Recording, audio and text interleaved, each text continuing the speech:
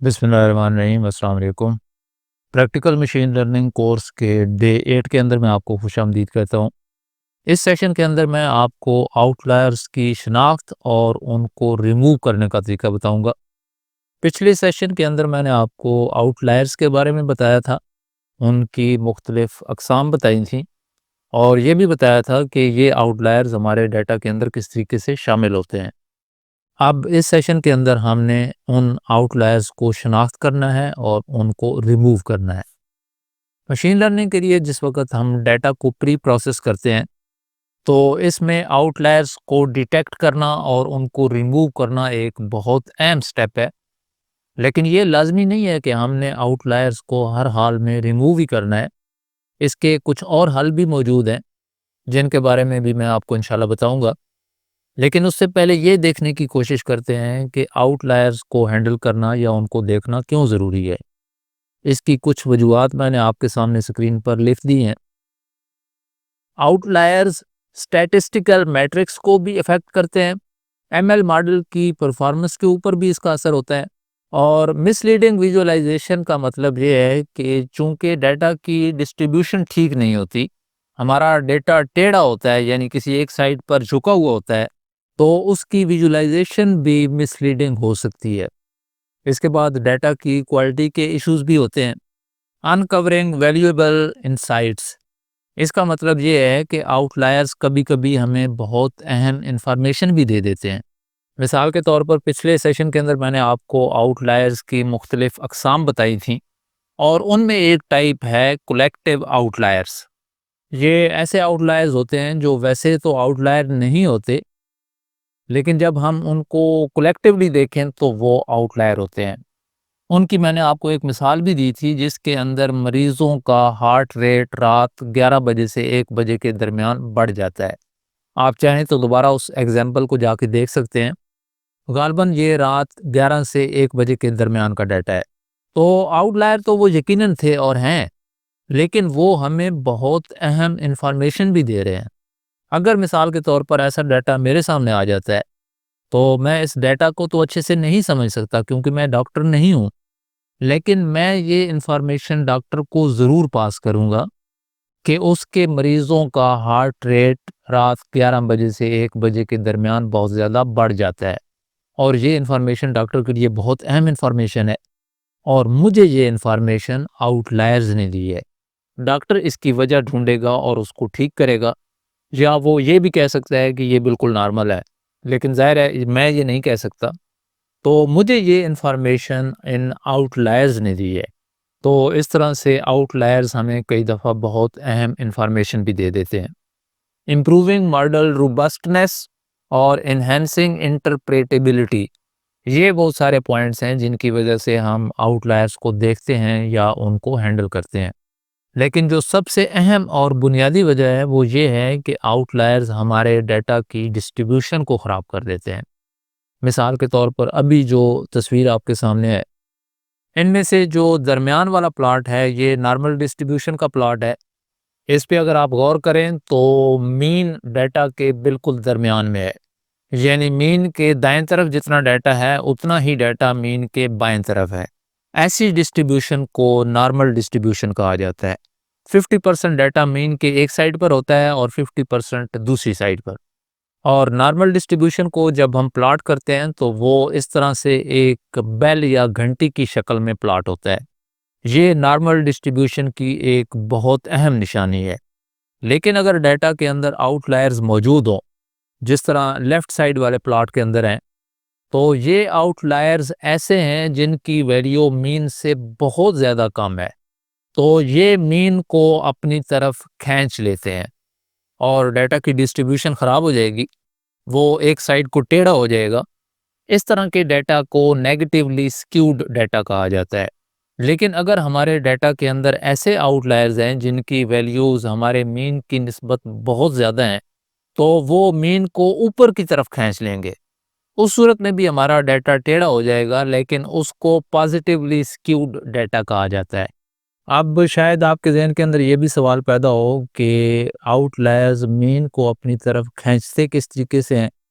तो इसको समझने के लिए आप फ़र्ज़ कर लें कि आपके पास लोगों की एज का डाटा मौजूद है और जिन लोगों का डाटा आपके पास मौजूद है, उनकी एज 30 साल से लेकर 50 साल के दरमियान है। अब इस डाटा का मीन 40 के करीब होना चाहिए। लेकिन फ़र्ज़ करें इसी डाटा के अंदर आप एक ऐसा शख्स डाल देते हैं जिसकी एज 100 साल है, तो आपके मीन की वैल्यू ज़्यादा हो जाएगी। या आपके डाटा के अंदर 2 बच्चे शामिल हो जाते हैं जिनकी एज 5 या 6 साल है, तो मीन की वैल्यू भी कम हो जाएगी। आउटलायर को समझना इतना मुश्किल नहीं है, लेकिन अगर इसके अंदर कोई कन्फ्यूजन रह भी जाती है, तो आगे जब हम इंशाल्लाह अमली तौर पर आउटलायर्स को डिटेक्ट करेंगे और उनको रिमूव करेंगे, तो इंशाल्लाह आपको इसकी ज़्यादा बेहतर समझ आ जाएगी। अब हम ये देखते हैं कि हम आउटलायर्स को डिटेक्ट कैसे करेंगे और उनको हैंडल कैसे करेंगे। जिस तरह मैंने पहले आपको बताया कि ये ज़रूरी नहीं है कि हम हर हाल में आउटलायर्स को रिमूव ही करें, इसके कुछ और तरीके भी मौजूद हैं। लेकिन सबसे पहला तरीका यही है कि हम आउटलायर्स को रिमूव कर देते हैं। जब हमारे डाटा के अंदर से आउटलायर्स निकल जाते हैं तो हमारे डाटा की डिस्ट्रीब्यूशन ठीक हो जाती है। लेकिन ये फ़ैसला डाटा को प्री प्रोसेस करने वाले शख्स ने करना होता है और वो डाटा को देखकर उसकी नेचर को समझकर ये फ़ैसला करता है। उसके बाद इम्प्यूटिंग का तरीका भी इस्तेमाल किया जाता है। इसमें हम आउटलायर्स को मिसिंग वैल्यूज़ फ़र्ज़ कर लेते हैं। इस तरीके के अंदर हम ये फ़र्ज़ कर लेते हैं कि हमारे आउटलायर्स के अंदर कोई वैल्यू मौजूद ही नहीं है और उनके अंदर एक फ़र्ज़ी वैल्यू इम्प्यूट कर देते हैं और आम तौर पर मीन या मीडियन इम्प्यूट किया जाता है। या हम डाटा को ट्रांसफ़ॉर्म भी करते हैं और बिलिंग भी की जाती है। इनकी डिटेल इंशाल्लाह अगले सेशंस के अंदर आएगी। इसके बाद ये तरीका भी है कि हम आउटलायर्स को बिल्कुल सेपरेट कर लें, उनका एक अलग डाटा सेट बना लिया जाए और उनको अलग से प्रोसेस किया जाए। इसके अलावा कुछ ऐसे तरीके भी मौजूद हैं जो आउटलायर्स को खुद ही हैंडल कर लेते हैं। यानी डाटा के अंदर अगर आउटलायर मौजूद भी हैं तो उन्हें इससे कोई फ़र्क नहीं पड़ता। आउटलायर्स को शनाख्त करने के लिए जी स्कोर का तरीका इस्तेमाल किया जाता है। इसके अलावा आईक्यूआर का तरीका इस्तेमाल किया जाता है जिसको इंटर क्वार्टाइल रेंज भी कहा जाता है। इसके बाद के मीन्स क्लस्टरिंग है और विजुअलाइजेशन के भी मुख्तलिफ तरीके हैं। इसके बाद डीबी स्कैन है, लोकल आउटलायर फैक्टर है और के नियरेस्ट नेबर्स को भी इस्तेमाल किया जाता है। इसके अलावा भी बहुत सारे तरीके हैं जिनमें से चंद एक मैंने स्क्रीन पर लिख भी दिए हैं, लेकिन सबसे ज़्यादा इस्तेमाल जी स्कोर और आईक्यूआर का होता है। और आज के सेशन के अंदर मैं आपको बताऊंगा कि हम जी स्कोर के तरीके को कैसे इस्तेमाल कर सकते हैं। जी स्कोर एक ऐसा तरीका है जिसमें हम डेटा पॉइंट्स का जी स्कोर मेजर करते हैं। पॉजिटिव जी स्कोर ये ज़ाहिर करता है कि इस डेटा पॉइंट की वैल्यू मीन की निस्बत ज़्यादा है और नेगेटिव जी स्कोर का मतलब ये है कि इस डेटा पॉइंट की वैल्यू मीन की निस्बत कम है। जी स्कोर स्टैंडर्ड डेविएशन यूनिट्स में मेजर किया जाता है, इसी वजह से इसको स्टैंडर्ड स्कोर भी कहा जाता है। इसकी मदद से हम मुख्तलिफ किस्म की डिस्ट्रीब्यूशंस को कंपेयर कर सकते हैं एक स्टैंडर्ड डिस्ट्रीब्यूशन के साथ। एक स्टैंडर्ड नॉर्मल डिस्ट्रीब्यूशन का प्लॉट इस वक्त आपके सामने है। जिस तरह पहले मैंने बताया, इसकी शेप एक बेल या घंटी से मिलती जुलती होती है। जी स्कोर हमें यह अंदाज़ा लगाने में मदद करता है कि कोई भी डाटा पॉइंट नॉर्मल डिस्ट्रीब्यूशन के अंदर मौजूद है या उससे बाहर है। अगर किसी डाटा पॉइंट का जी स्कोर 0 आ रहा है तो इसका मतलब ये है कि उसकी वैल्यू मीन के बराबर है। अगर किसी डाटा पॉइंट का जी स्कोर 0 से 1 के दरमियान होगा तो वो मीन से राइट साइड वाले येलो एरिया के अंदर आएगा। अगर उसका जी स्कोर 0 से -1 के दरमियान है, उस सूरत में वो मीन के लेफ्ट साइड वाले येलो एरिया के अंदर आएगा। लेकिन अगर किसी डाटा पॉइंट का जी स्कोर 1 से 2 के दरमियान है तो वो मीन के राइट साइड वाले हल्के सब्ज एरिया के अंदर आएगा। और अगर उसका जी स्कोर -1 से -2 के दरमियान है तो वो मीन से लेफ्ट साइड वाले हल्के सब्ज एरिया के अंदर आएगा। ये तमाम डाटा पॉइंट्स नॉर्मल डिस्ट्रीब्यूशन का हिस्सा होते हैं। लेकिन अगर किसी डाटा पॉइंट का जी स्कोर 2 से 3 के दरमियान आ रहा है या -2 से -3 के दरमियान आ रहा है तो वो ग्रीन एरिया के अंदर आएगा और उसको मॉडरेटली अनयूजुअल समझा जाएगा। लेकिन अगर किसी डाटा पॉइंट का जी स्कोर 3 से ज़्यादा होता है या -3 से कम होता है, तो वो लाजमी तौर पर आउटलायर है। आउटलायर्स के लिए हम आमतौर पर थ्रेशोल्ड की वैल्यू 3 ही रखते हैं, लेकिन अगर हम चाहें तो ये वैल्यू 3 से कम भी कर सकते हैं। मिसाल के तौर पर अगर हम ये वैल्यू 2.5 कर देते हैं, तो ऐसे तमाम डाटा पॉइंट्स जिनका जी स्कोर 2.5 से ज़्यादा होगा या -2.5 से कम होगा, वो भी आउटलायर्स के अंदर शामिल हो जाएंगे। इस वजह से थ्रेशोल्ड की वैल्यू हमने बहुत सोच समझ कर सिलेक्ट करनी होती है। जी स्कोर को कैलकुलेट करने की इक्वेशन आपके सामने है। Z is equal to X minus mu divided by sigma. इसमें म्यू आपका मीन है और सिग्मा आपकी स्टैंडर्ड डेविएशन है।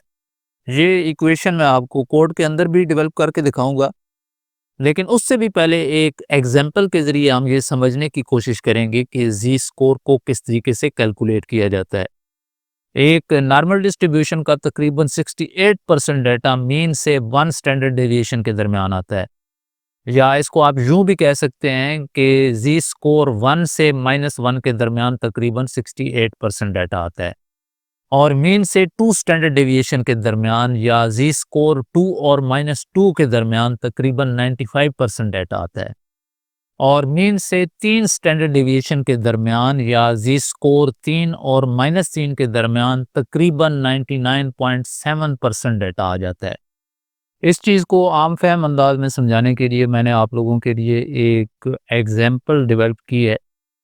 इसी एग्जाम्पल को हम इंशाल्लाह आगे पाइथन के कोड के अंदर भी इस्तेमाल करेंगे। यहाँ पर जो हमारे पास डाटा है, ये दरख्तों की लेंथ का डाटा है, जिनकी लेंथ या ऊंचाई हमारे पास मीटर्स के अंदर मौजूद है।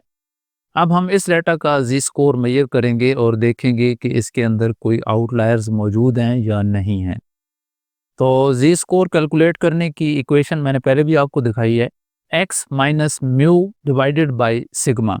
यहाँ पर एक्स डाटा पॉइंट है, mu mean of the data set है, और सिग्मा स्टैंडर्ड डिविएशन है। तो इसके लिए सबसे पहले हम म्यू यानी मीन को कैलकुलेट करेंगे, और मीन का मतलब है एवरेज। हमने डाटा का मीन लेना है, यानी हमने डाटा की एवरेज लेनी है। इसके लिए हम तमाम डाटा पॉइंट्स को जमा करेंगे और उसको total number of data points पर तकसीम कर देंगे।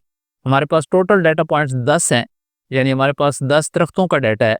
तो सबसे पहले हम इनकी वैल्यूज़ को जमा करेंगे और उसको 10 पर डिवाइड कर देंगे।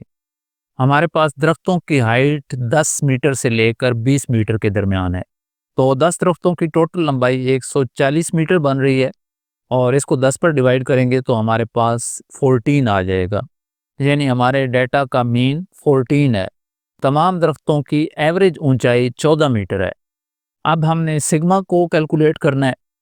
इसके लिए सबसे पहले हमने तमाम डाटा पॉइंट्स में से मीन को माइनस करना है। पहला दरख्त 10 मीटर ऊंचा है, उसमें से मीन यानी 14 को निकालेंगे तो हमारे पास -4 आ जाएगा। इसी तरह 12 से 14 निकालेंगे तो हमारे पास -2 आ जाएगा, और 14 से 14 निकालेंगे तो हमारे पास 0 आ जाएगा। इसकी सारी डिटेल आपको स्क्रीन पर नज़र आ रही है। इसको आप गौर से देखें और इसको समझने की कोशिश करें। उसके बाद जो रिज़ल्ट आएगा उसका हमने स्क्वायर ले लेना है।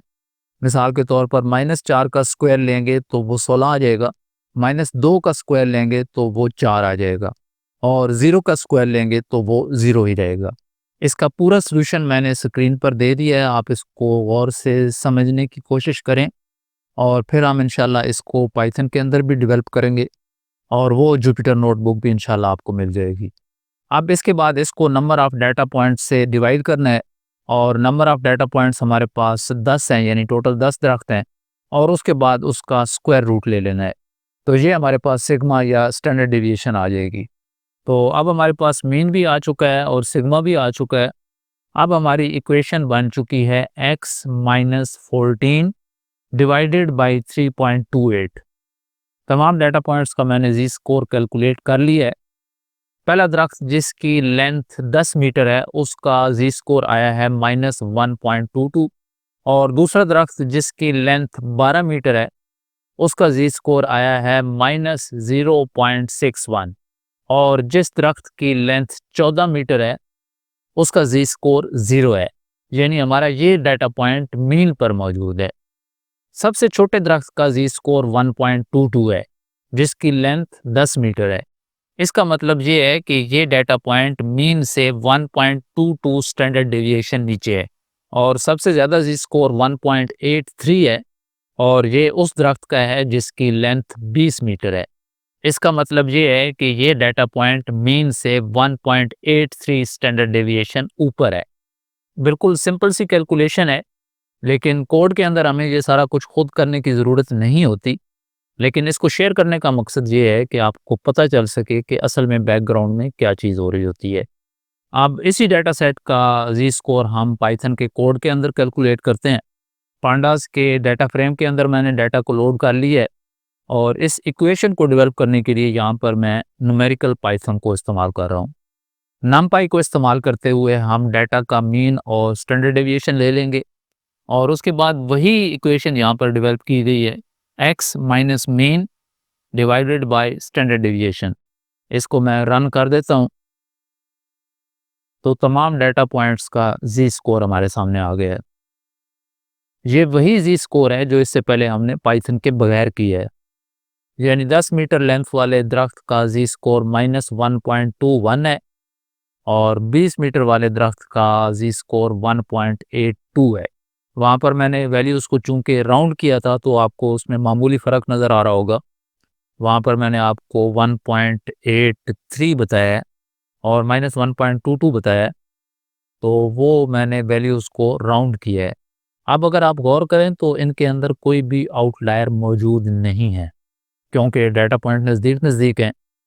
तो आउटलायर्स का जी स्कोर किस तरीके से कैलकुलेट होगा, ये चेक करने के लिए यहाँ पर डाटा के अंदर मैं 2 आउटलायर्स ऐड कर देता हूँ। एक दरख्त ऐड कर देते हैं जिसकी लेंथ 60 मीटर है, और एक छोटा दरख्त डाल देते हैं जिसकी लेंथ 1 मीटर है। इसको दोबारा रन करता हूँ, तो 60 मीटर वाले दरख्त का जी स्कोर आया है 3.12, और 1 मीटर वाले दरख्त का जी स्कोर आया है -1.13। यानी 60 मीटर लंबाई वाला दरख्त आउटलायर्स के अंदर है, क्योंकि उसका जी स्कोर 3 से ऊपर चला गया है। लेकिन क्या आपने गौर किया कि 1 मीटर वाला दरख्त आउटलायर्स के अंदर नहीं है? और क्यों नहीं है?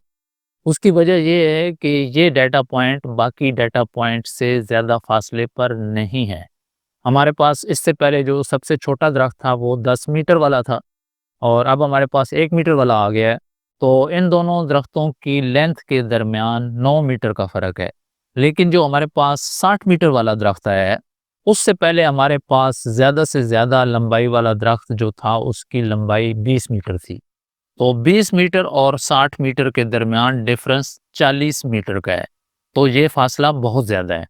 इसी वजह से इसका जी स्कोर भी ज़्यादा आया है, और 1 मीटर वाले का जी स्कोर कम आया है। अब ये नीचे वाला कोड आउटलायर्स को अलग से दिखा देगा। यहाँ पर तो हमें वैसे ही पता है कि हमारे पास सिर्फ एक आउटलायर मौजूद है, लेकिन अगर हमारा डाटा सेट बड़ा होता है तो हम इस तरीके से आउटलायर्स को अलग से भी देख सकते हैं। इसके बाद हमने आउटलायर्स को रिमूव करना है, और यहाँ पर हमारा आउटलायर रिमूव हो चुका है। 60 मीटर वाला दरख्त अब इस डाटा के अंदर मौजूद नहीं है। जी स्कोर को कैलकुलेट करने के लिए हम नमपाई की बजाय साइफाई की लाइब्रेरी को भी इस्तेमाल कर सकते हैं। इसका कोड भी मैंने नीचे दे दिया है। इसमें मैंने थ्रेशोल्ड 2.5 रखा है, और ये कोड आउटलायर्स को रिमूव भी कर देगा। इसको मैं रन कर देता हूँ, और इसके अंदर आउटलायर ज़ाहिर नहीं हुआ क्योंकि इसके अंदर आउटलायर मौजूद ही नहीं है। इसलिए इस डाटा के अंदर भी मैं उसी तरीके से 2 एक्सट्रीम वैल्यूज़ डालता हूँ, 60 मीटर और 1 मीटर।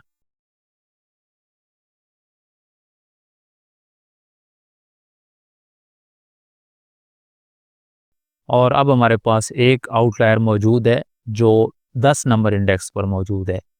ऊपर वाले डाटा के अंदर आउटलायर मौजूद है, जबकि नीचे वाले डाटा के अंदर आउटलायर रिमूव हो चुका है। तो ये जुपिटर नोटबुक भी आपको मिल जाएगी, इस पर आप खुद भी प्रैक्टिस कर सकते हैं। अगले सेशन के अंदर इंशाल्लाह मैं आपको IQR या इंटर क्वार्टाइल रेंज का तरीका बताऊंगा। उस तरीके को इस्तेमाल करके भी हम आउटलायर्स को शिनाख्त कर सकते हैं और उनको रिमूव कर सकते हैं। अल्लाह हाफ़िज़।